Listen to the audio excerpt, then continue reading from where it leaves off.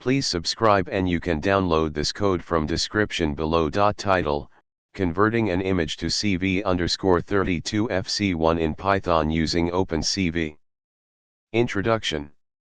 In image processing and computer vision tasks, it is often necessary to convert images to a specific data type for further analysis. In OpenCV, one common data type used for image processing is CV_32FC1, which represents a single-channel floating point image. This tutorial will guide you through the process of converting any image to the CV_32FC1 format using Python and OpenCV. Prerequisites. Code example. Explanation. Usage. This tutorial provides a simple example of converting an image to the CV_32FC1 format using OpenCV in Python. Feel free to adapt the code for your specific use case or integrate it into your existing projects.